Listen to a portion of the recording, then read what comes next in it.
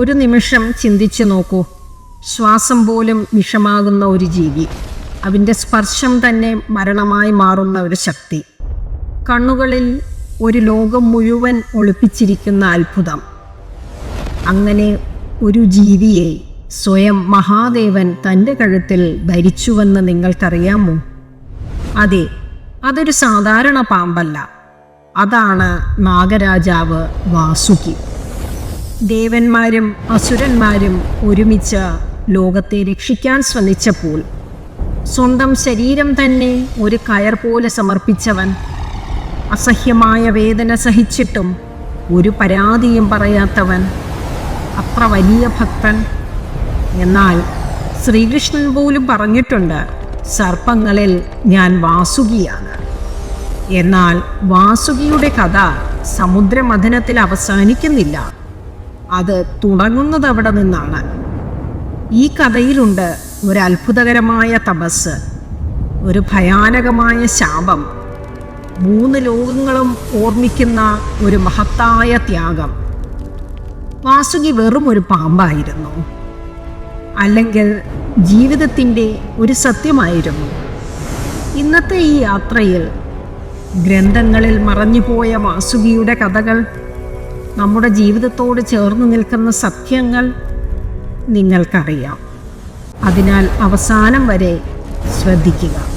കാരണം ഇതൊരു കഥ മാത്രമല്ല, സ്വയം ഇല്ലാതാക്കി ലോകത്തെ രക്ഷിച്ച ഒരു രാജാവിൻ്റെ കഥയാണ്. വാസുകി ആരായിരുന്നു? പുരാണങ്ങളിൽ, പ്രത്യേകിച്ച് മഹാഭാരതം, വിഷ്ണുപുരാണം, ശിവപുരാണം എന്നിവയിൽ വാസുകിയെ വളരെ ആദരവോടെ പരാമർശിക്കുന്നു. മഹർഷി കശ്യപനും കദ്രുമാതാവും ചേർന്നാണ് വാസുകിക്ക് ജന്മം നൽകിയത്. കദ്രുവാണ് സർപ്പങ്ങളുടെ മാതാവ്.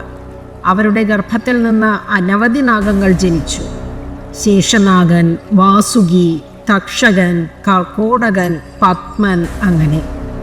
എന്നാൽ ഇവരിൽ വാസുകി വേറിട്ടവനായിരുന്നു.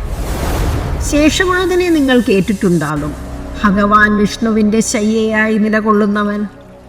ശേഷനാഗൻ ശക്തിയുടെയും സഹനത്തിൻ്റെയും പ്രതീകമാണ്. എന്നാൽ വാസുകി ത്യാഗത്തിൻ്റെയും ഭക്തിയുടെയും പ്രതീകമാണ്. ഒരാൾ വിഷ്ണുവിനെ സേവിക്കുന്നു, മറ്റൊരാൾ ശിവന്റെ കഴുത്തിൽ അലങ്കാരമായി നിലകൊള്ളുന്നു.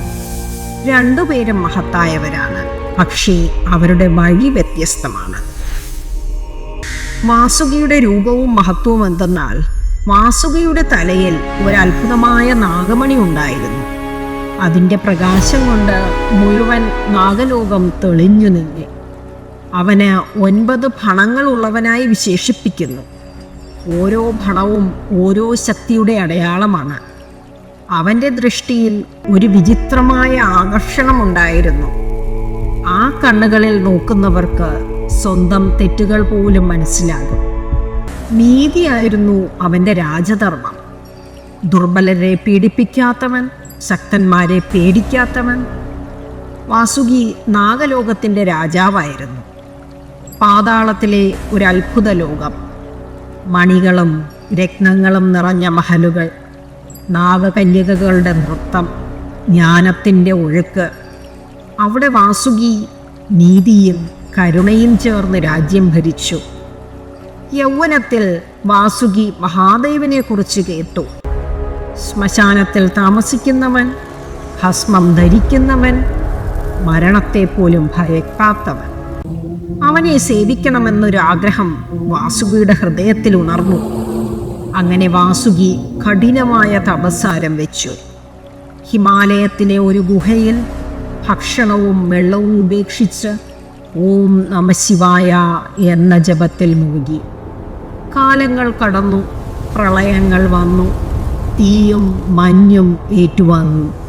എന്നാൽ വാസുകി അചഞ്ചലനായിരുന്നെന്ന്. ഒരു ദിവസം ഭൂമി നടുങ്ങി, ആകാശം മുഴങ്ങി. വാസുകിയുടെ മുൻപിൽ ശിവൻ പ്രത്യക്ഷപ്പെട്ടു. ജടയിൽ ഗംഗ, മസ്തകത്തിൽ ചന്ദ്രൻ, കണ്ണുകളിൽ സമാധാനം. ശിവൻ പറഞ്ഞു, വാസുകി, നിന്റെ ഭക്തി എന്നെ ഇവിടെ കൊണ്ടുവന്നു. നിനക്ക് എന്താണ് വേണ്ടത്? വാസുകി പറഞ്ഞു, എനിക്കൊന്നും വേണ്ട. എപ്പോഴും നിങ്ങളുടെ അടുക്കൽ സേവനം ചെയ്യാൻ എനിക്ക് കഴിയണം. ശിവൻ പുഞ്ചിരിച്ചുകൊണ്ട് പറഞ്ഞു, അങ്ങനെ തന്നെ ആകട്ടെ. ഇനി നീ എൻ്റെ കഴുത്തിലെ അലങ്കാരമാകും. ഇതാണ് സത്യമായ ഭക്തി. ഒന്നും ചോദിക്കാത്തത്, സ്വയം സമർപ്പിക്കുന്നത്. അതുകൊണ്ടാണ് ഇന്നും ശിവന്റെ കഴുത്തിൽ കാണുന്ന നാഗം വാസുകിയാണെന്ന് പറയുന്നത്. ഇനി കഥയുടെ അടുത്ത ഭാഗം വാസുകിയുടെ ഏറ്റവും വലിയ പരീക്ഷ. അവൻ തൻ്റെ ജീവൻ പോലും പണയം വച്ച നിമിഷം നമുക്ക് അടുത്ത ഭാഗത്തിൽ കാണാം.